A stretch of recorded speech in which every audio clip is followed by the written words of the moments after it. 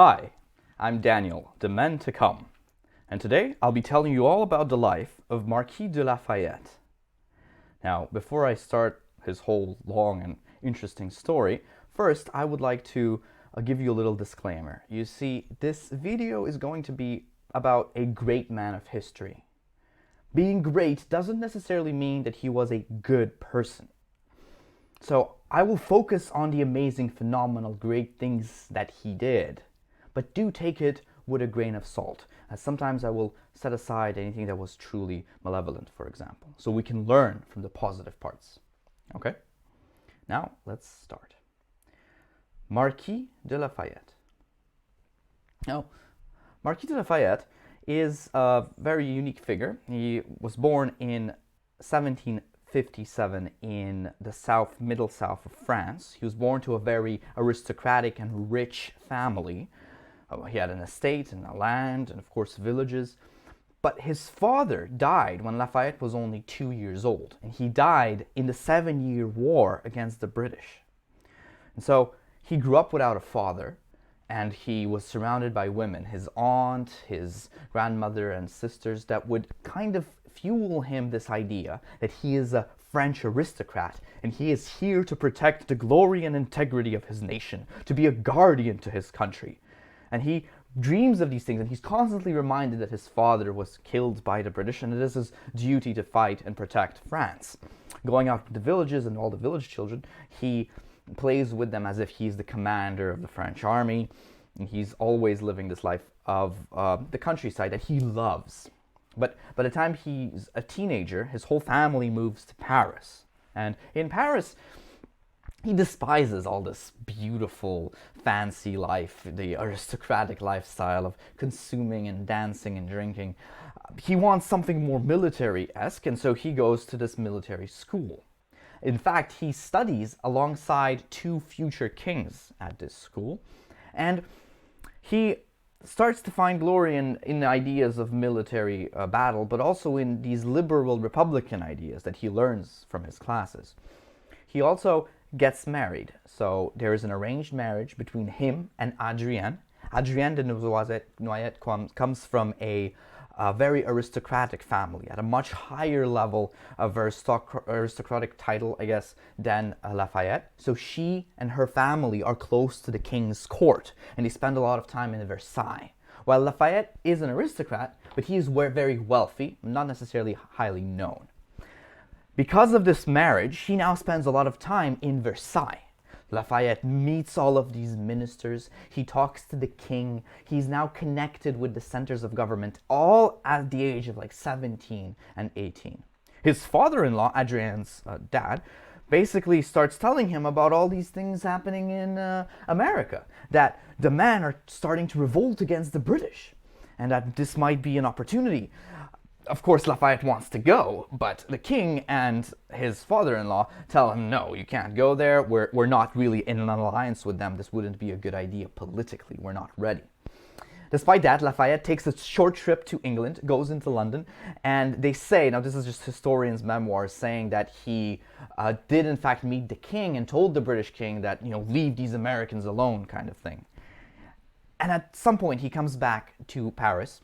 He inherited a lot of money. So he buys his own ship, grabs a bunch of soldiers, French soldiers who are kind of reminiscent of the war times and want to go fight the British, and they join him on his ship, and he travels into the land of the free, or at least at that time, a colony of Britain. He goes to America. Now, in America, he arrives to the Continental Army, and they close the door in front of him. You're a young 19-year-old boy.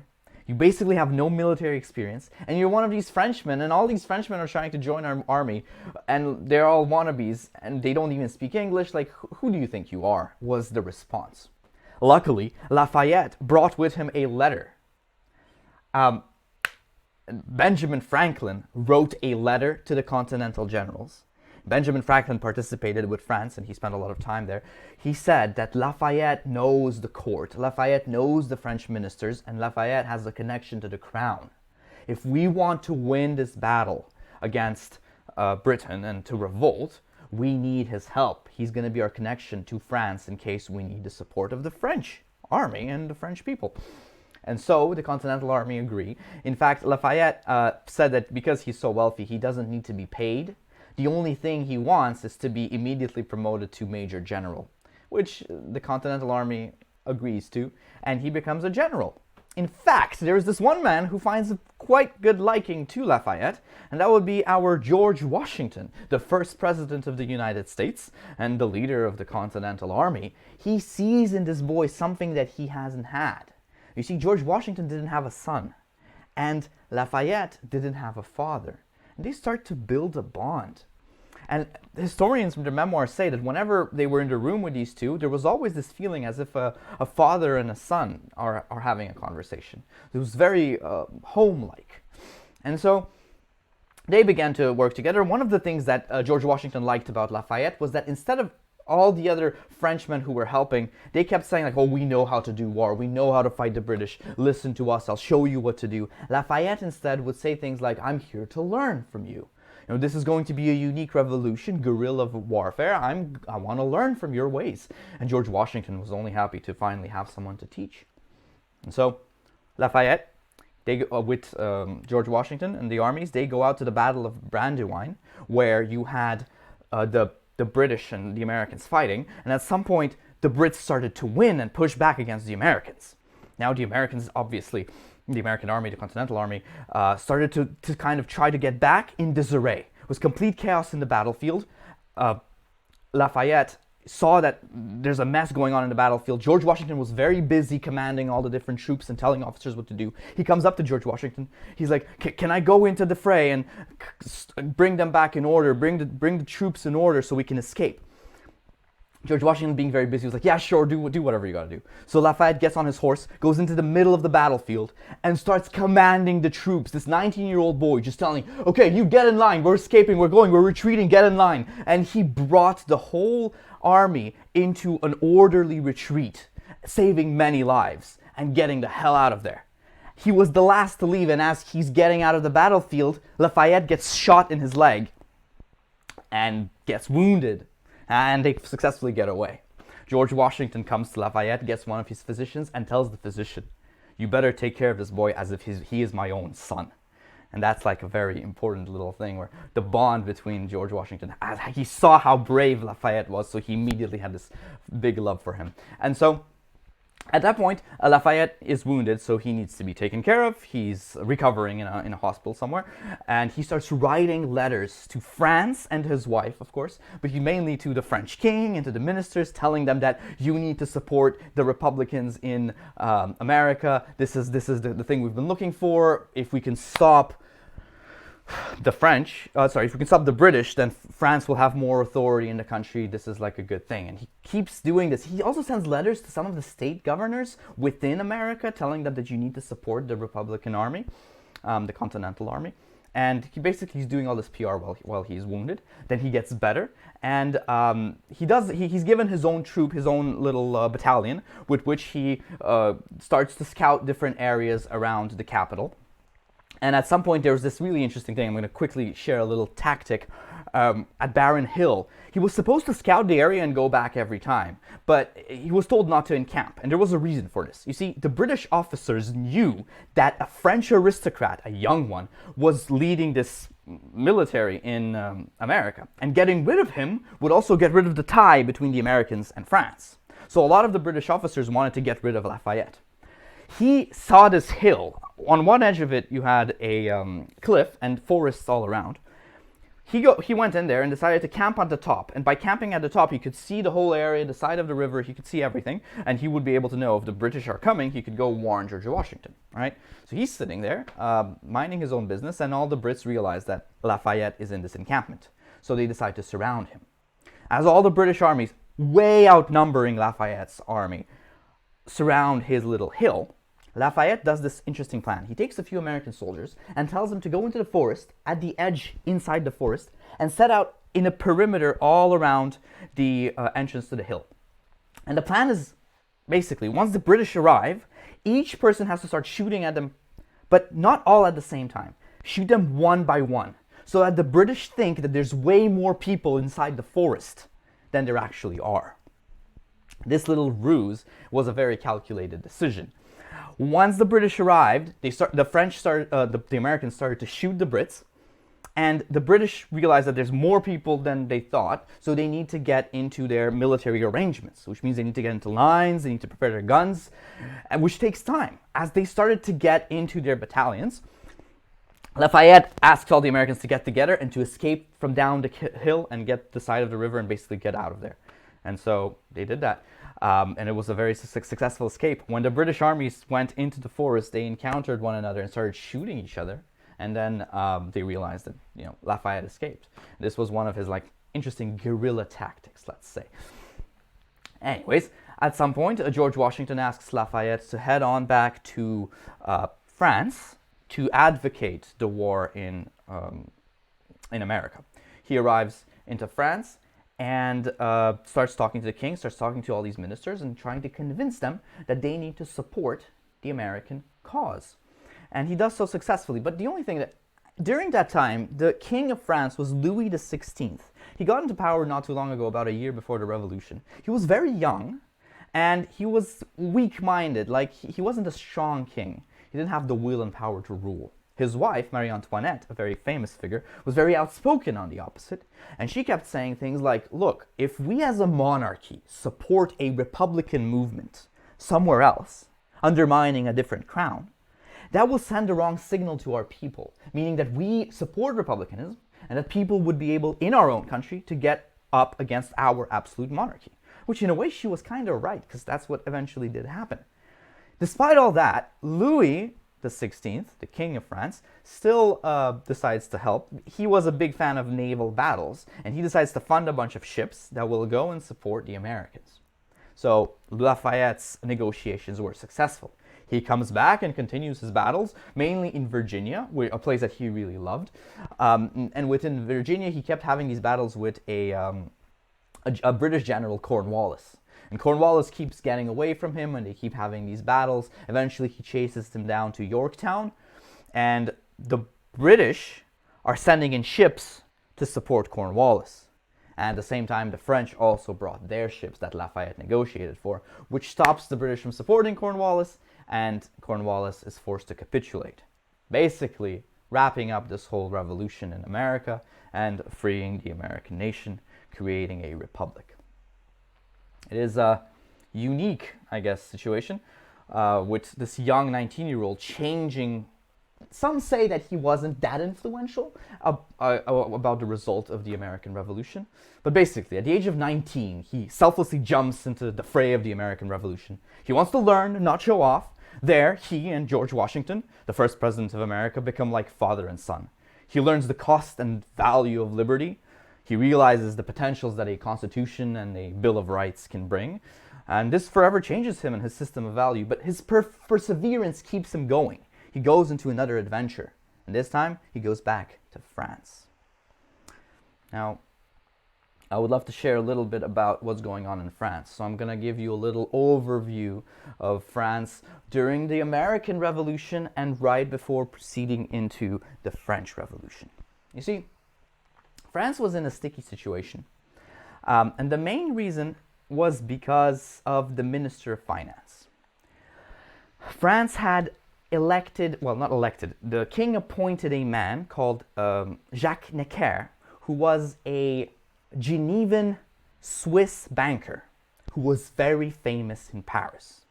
Paris was filled with artisans, businessmen, lawyers, and bankers, and among them, Jacques Necker, was the most famous one. And he would spend all his money on the people, he would always be on the side of the French people, and he would show himself to be a very noble man in their eyes. And for the king to appease with the people and show them that the king is with the people, he decides to appoint Jacques Necker as the Minister of Finances during this whole revolution happening in America. And Jacques Necker is tasked with funding the construction of all these ships that will then fight the British. The French economy was weak at that moment, and he didn't have the finances. He could have tried to find internal investments from local lords, or he could have tried and kind of grassroots this whole thing by using just manual labor within the city and the country. But instead, being a banker, he takes out a bunch of loans.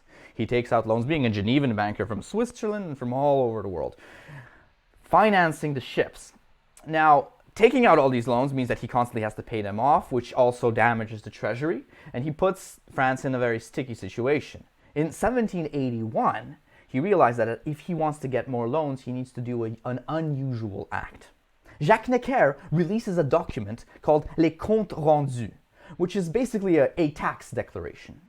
See, nowadays, in the world we live in, all these different countries, they declare their GDP, they declare how much production they made this year, this quarter, and they discuss all this on the free markets, and you know that, okay, this country has a higher GDP, this country has a lower GDP, and so on. You can compare them because they're always declaring their financial statements.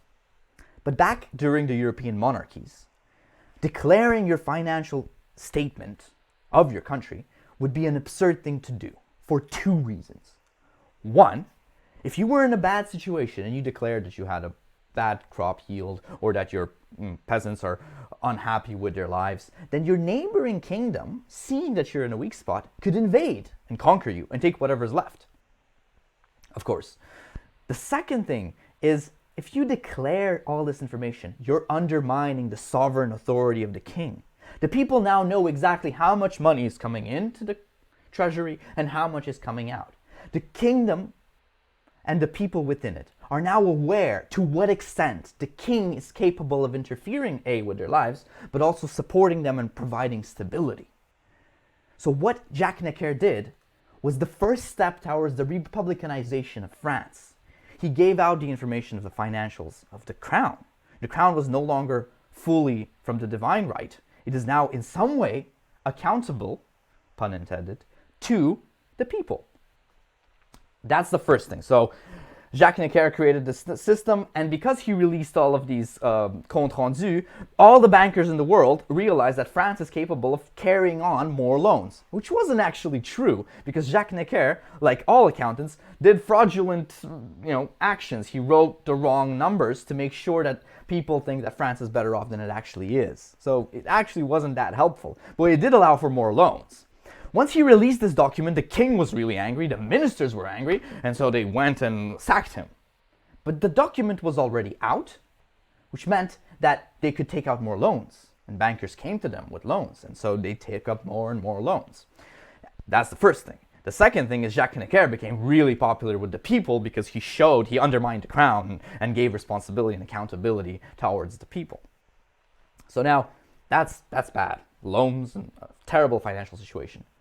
But then in the next 5-6 years, there were terrible crop yields, especially in 87 and 88. So 1788, a year before the revolution, there was barely any bread. The crops were growing terribly, issues with the weather, like things you couldn't control, which meant that, and plus loans stacking up, which meant that the people had nothing to eat. They were in a terrible situation. And because of this lack of food, people were being unhappy, and they kind of had to call Jacques Necker back into the financial position to appease the crowd, which then he asked to do something that normally wasn't done, was to call in representatives from all the different tiers and estates of society. So, here's the situation. France is in debt, and the crops are not growing. That made people unhappy. But then there's a second part to this. It's going to be a little bit, I guess, harder to explain, but let me open this up over here. This is the Estates General.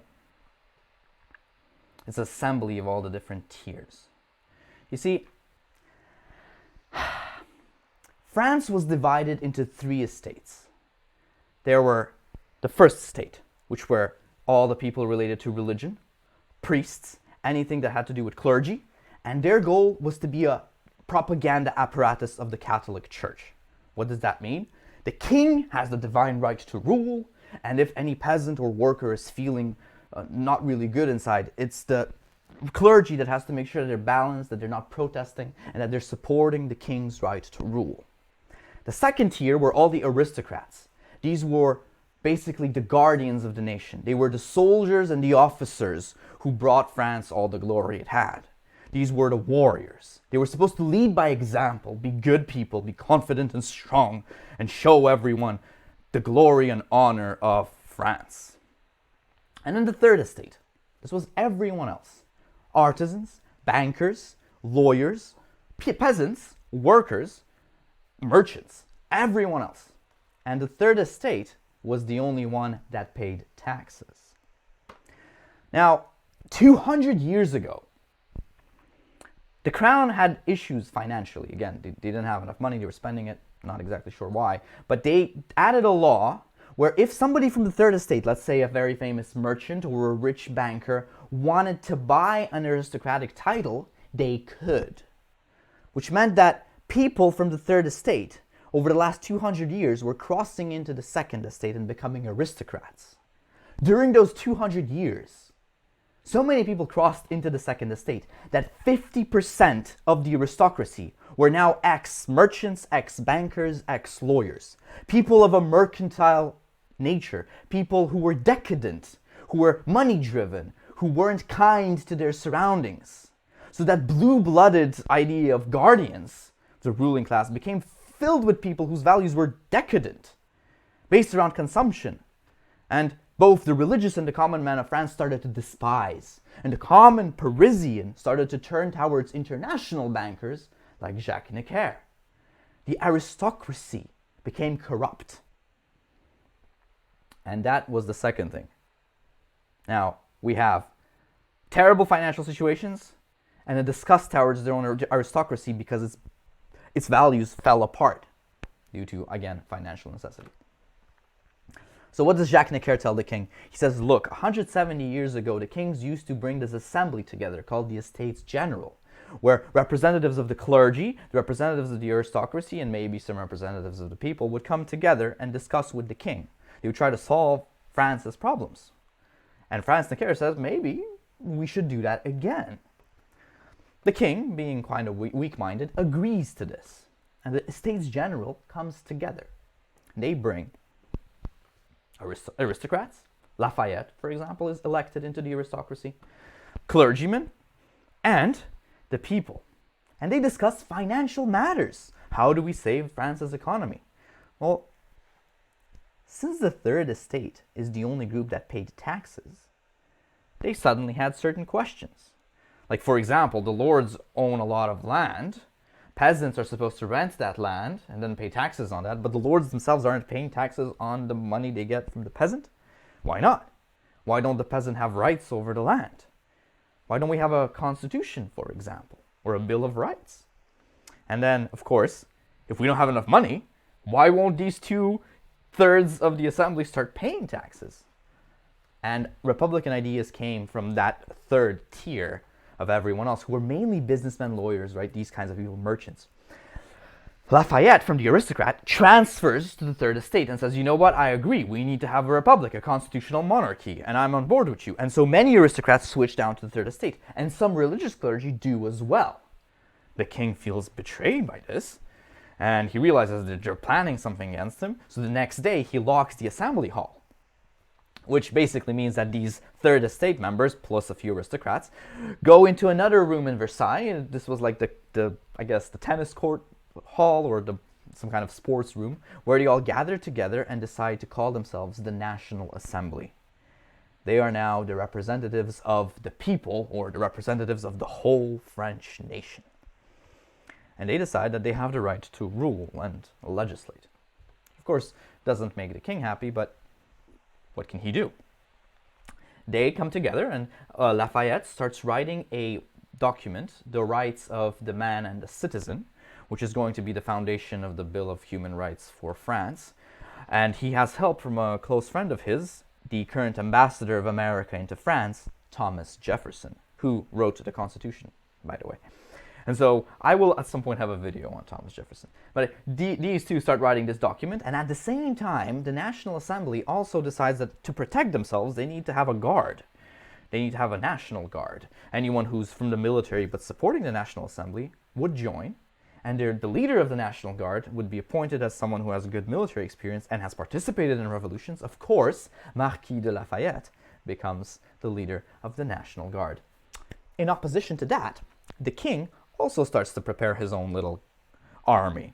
He gets all the military units of France that are at the perimeter of France, those who don't even speak French that well or who have German roots and whatnot, so that they wouldn't be able to join the Parisians. He brings them into Paris and into Versailles to kind of build up his forces in case the National Assembly goes against him. And of course, this creates a bunch of rumors that potentially the king is against this people's revolution, and this causes a lot of trauma and tension between them. And at some point, the king decides to go and talk to the National Assembly to tell them that, you know, he is here he is the king. He has the sovereign right to rule. He comes to them and tells them, look, I am the king. You can do whatever you want, but you can't take away my power. I will always have full rights. I am the sovereign. And so now I ask you, what is a king? And we all know it's the man with the divine right who has the ability to enact laws without anyone's questioning it. But really, what is a king? How does that come to be? Why do kings exist? Why do kings exist? Think of it this way. You go out into your neighborhood and you talk to the different store clerks and you try to impact them positively. You talk to your family, distant family. You get your relatives together. You try to impact them positively. They start to respect you more. You get more responsibility. The more responsibility you get, the more freedom you get. You also get the ability to speak for others. You become their representative, but you also become more responsible and you start to wield power.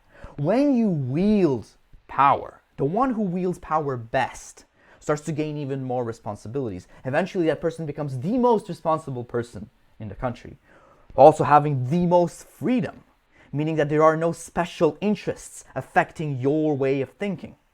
You become the king because you have the ability to say no to that international Genevan banker, to say no to anyone who's trying to overthrow your country or change the norms, or to an external invading power. You have the ability to represent your nation because no one within your country or outside your country can convince you otherwise. You are your own man. You have full responsibility for your people, but also full freedom. No one can influence you except the people you permit to influence you. That's a king. This over here is the founder of the Bourbon monarchy in France. That's a king. That is Louis XVI, a disgrace wearing tights. He's not a king. People like him for his title, but not for who he is. So when he goes before the National Assembly and tells them, I have the power, they don't really take him seriously because he's not that man. He's that man. And that, chubby, fat man. And so he leaves, and the National Assembly continues whatever they were doing. Obviously, being unhappy with the whole situation, wanting to kind of stop it, the king goes to his Minister of Finance, Jacques Necker, and tells him, hey, these National Assembly, that was your idea. So you're fired. And he grabs his German military, takes Jacques Necker, and exiles him in secret, taking him all the way back to Geneva, outside of France, to get rid of his influence. The people in Paris find out.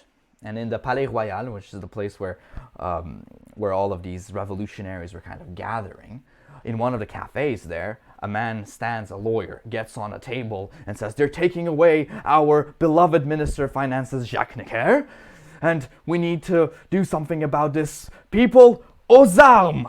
Get your weapons! And he says, get your weapons, and all the crowd in Paris starts to grab weapons, and they run out into the streets getting more and more weapons. They pillage a hospital of veterans where they get a few thousand muskets, but they don't have gunpowder. But there is gunpowder not so far from them. I'm sure you've heard of this, the Bastille, the taking of the Bastille. This was a very important part of the French Revolution. Well, basically, the Bastille was a prison, and it was a symbol of the autocratic regime of France, of the absolute monarchy. It held a large stockpile of gunpowder, and the revolutionaries, they needed to overthrow it to both get the gunpowder and to destroy the symbol of the king. But one thing that we need to pay attention to. When they took the Bastille, there was only 7 prisoners in the whole dungeon. This image of political repression wasn't actually true or accurate. It was just a symbol. And when they took it down, throughout this whole revolution, that revolutionary movement guillotined 10,000 people and 8,000 died without a trial in prisons. So when you're asking for change, be very careful what you wish for and be very careful how you get it. Because they took down a place where you had 7 prisoners to replace it with 18,000 casualties. Of course, a lot of things changed and the nations we have today wouldn't exist if this didn't happen. And how exactly did it happen? That's a good question. So you had these revolutionaries arrive to the Bastille, and the Bastille was being run by a governor who was the child of the previous governor of the Bastille. So it was a hereditary place, and he's been there his whole life, kind of running this prison. And he was not a very confident man. When the revolutionaries arrived, they sent an envoy to discuss the terms. He came into the Bastille, and of course, this governor was willing to give up straight away. And he said, yes, sure, they can go in and just take the gunpowder. That's not a problem. Just leave the Bastille alone, because it's my responsibility to protect it. They also asked him to put the guns, to draw the guns in from the building, from the windows, because they're like cannons facing out. He says, of course, nope, that's not a problem. They pull the guns in. The crowd outside, waiting for the envoys to come back out, see that the guns are being drawn in and believe that they are preparing to arm them.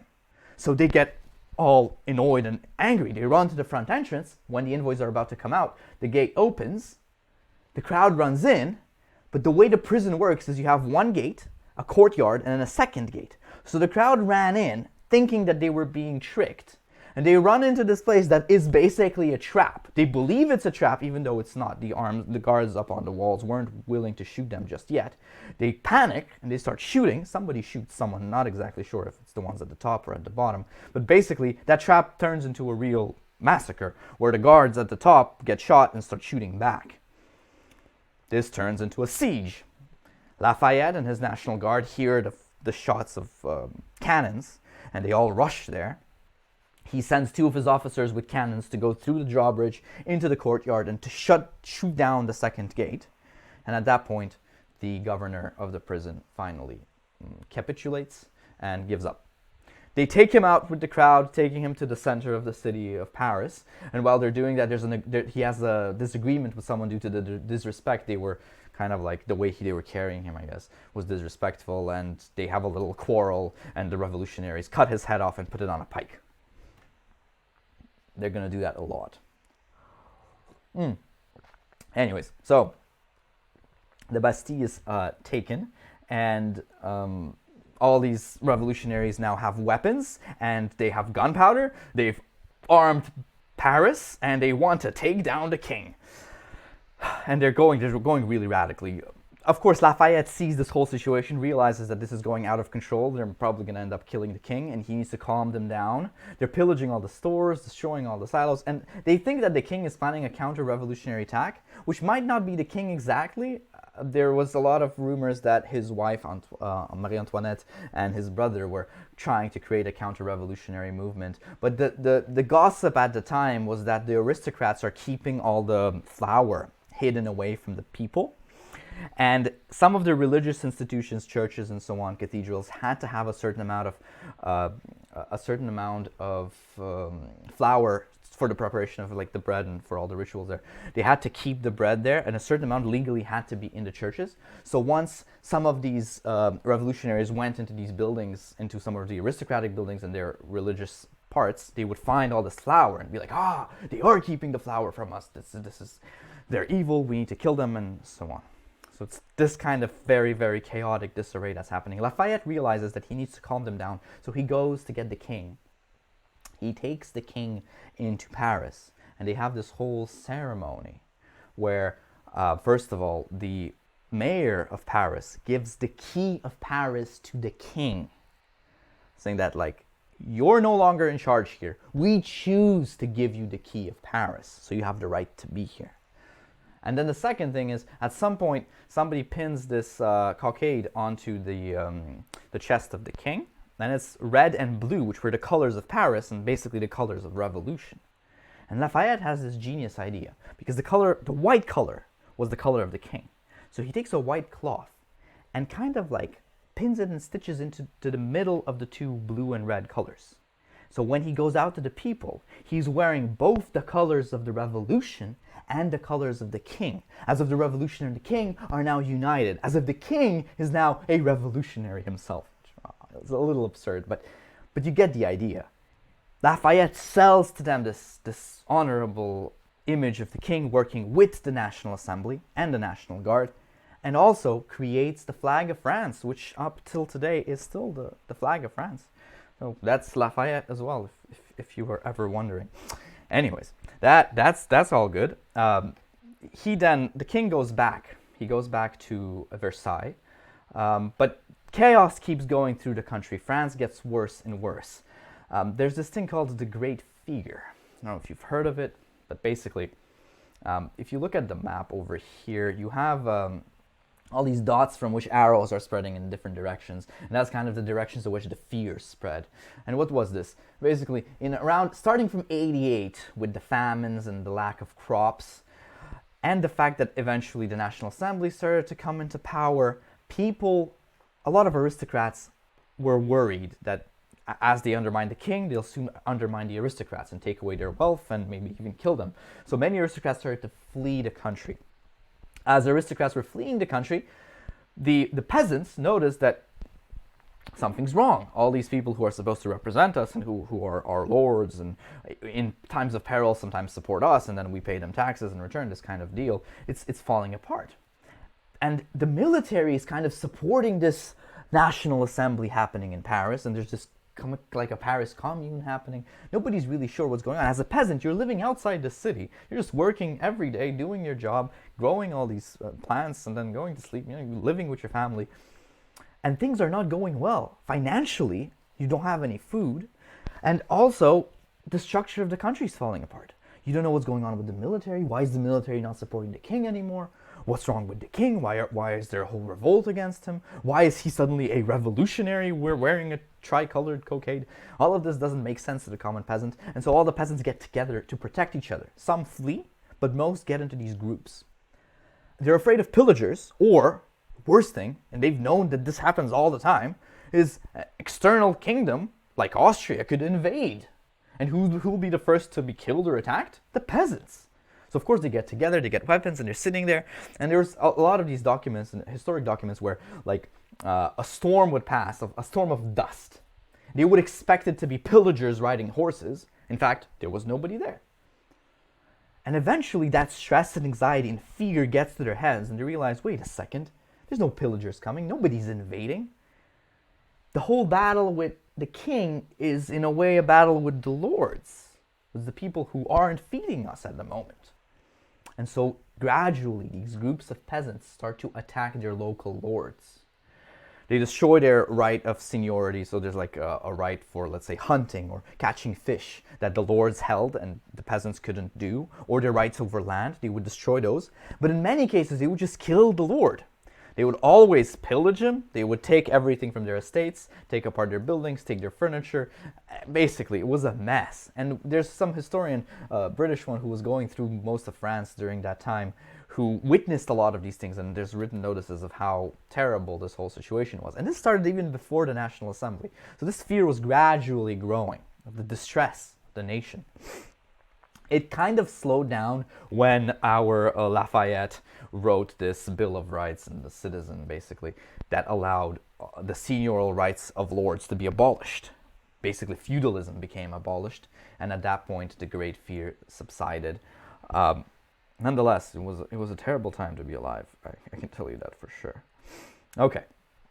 Now, another very important thing here is the October 5th.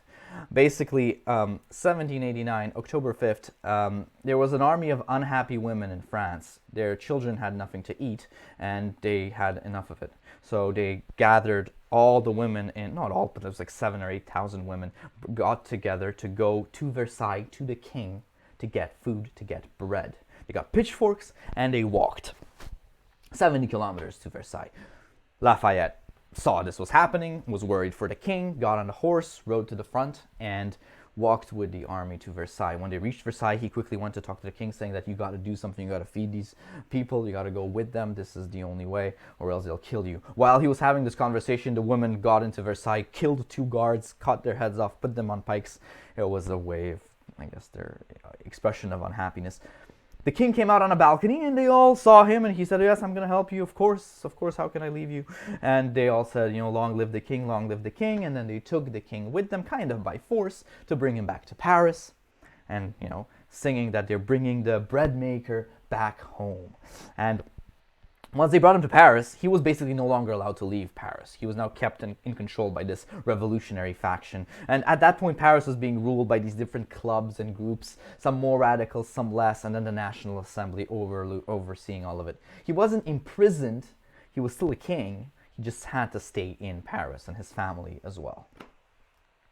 Well, all that was great, but the great fear was spreading. Aristocrats were leaving. The country was disarrayed, and basically, at some point, our Lafayette, he's kind of surveying this thing, and he becomes quite famous with the revolution. The king realizes that the situation is coming out of control, decides to escape Paris. He leaves the city in the night. Lafayette realizes what the king is doing. He gets his National Guard, follows the king, catches him, and without the consent of the National Assembly, decrees to imprison the royal family in fear that they might bring Europe's monarchies to war against France. This sets basically an inevitable path of the fall of the French crown. In fact, this action by Lafayette is what really makes out of him a slayer of kings and makes his name synonymous to change and revolution.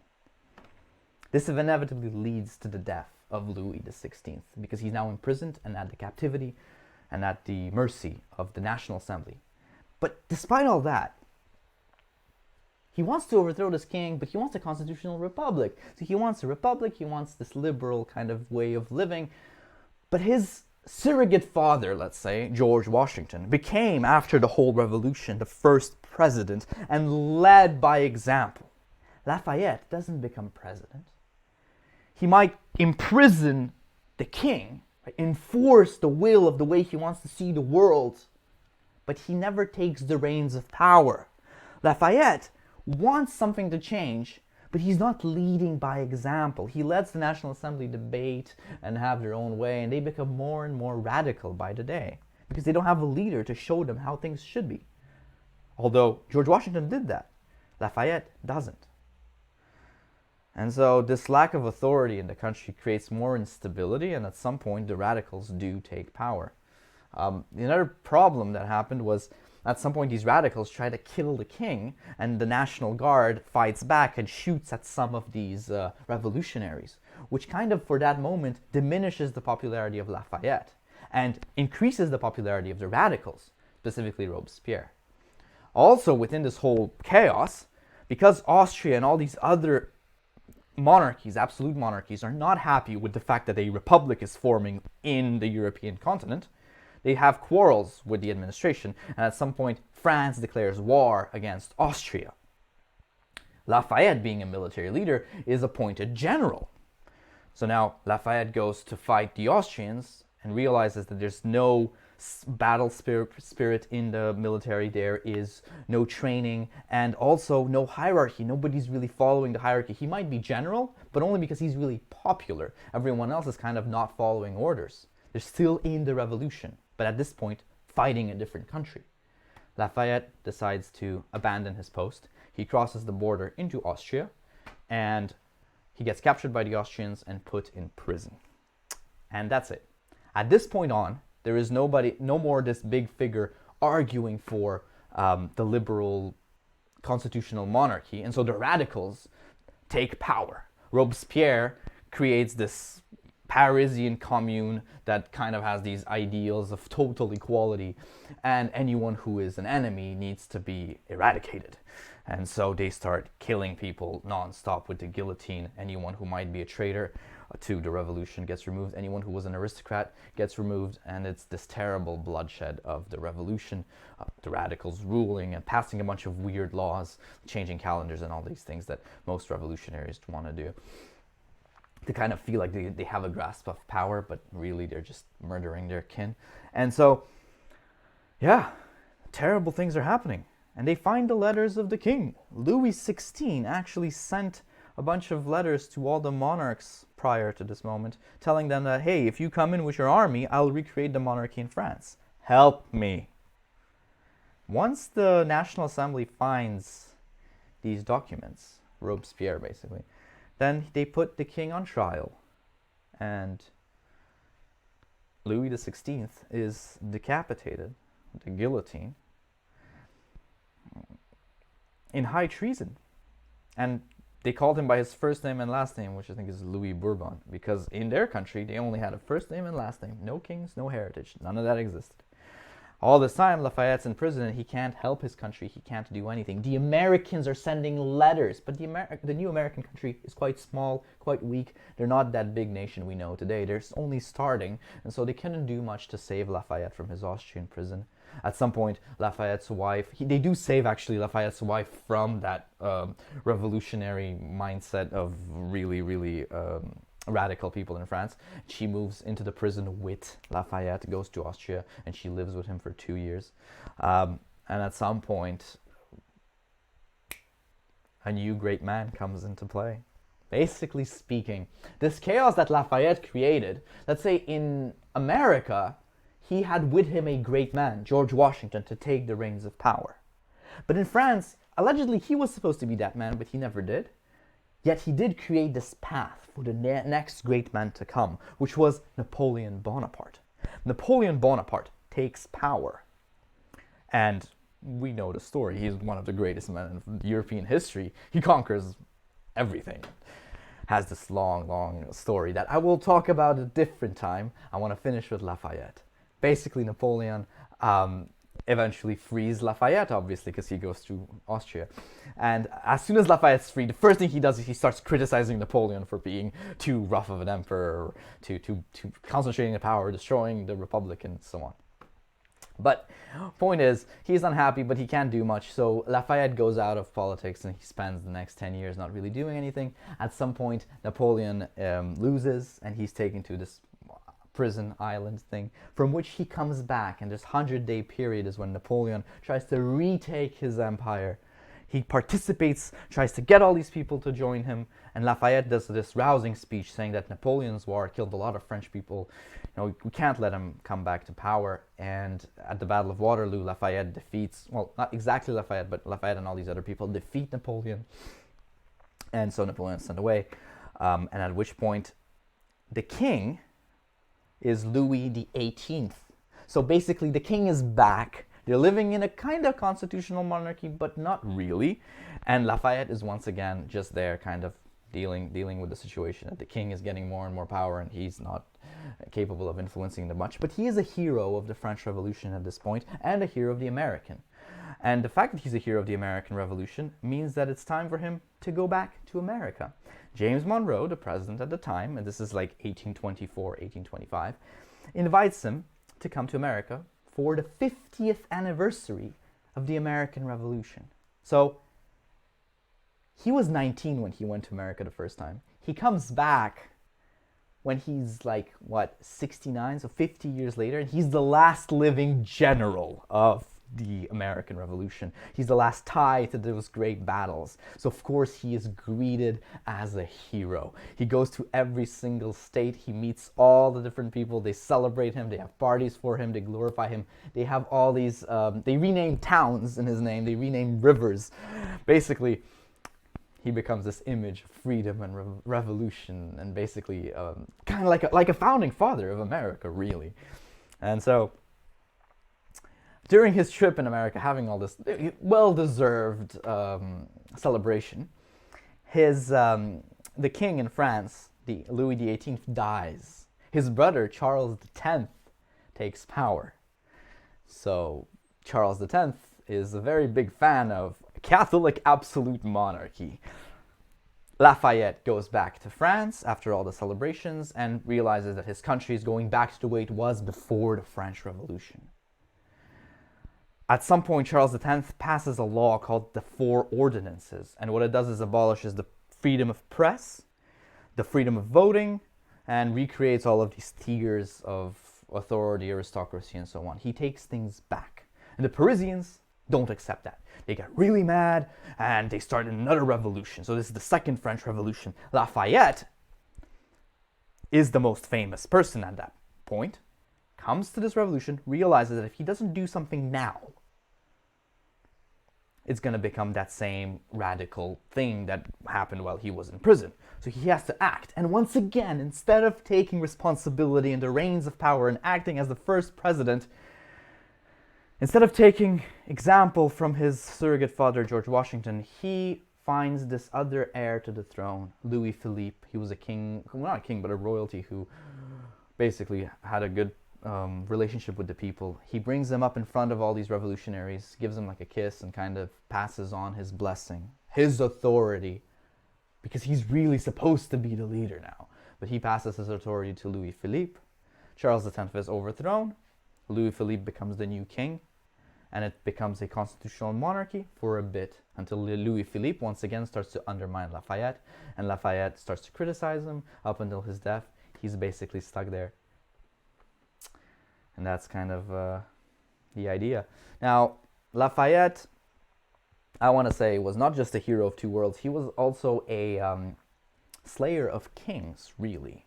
So, basically, having stopped Napoleon's second return, he is like a hero of France. He defeated both Louis the 16th, he defeated Napoleon, and he defeated Charles X. Now, not exactly, and it wasn't him directly defeating them one by one, but he led to that. He led to the overthrowing of three great monarchs and three great men. And his life is highly intertwined with two great men taking power. This one, Napoleon Bonaparte, and George Washington.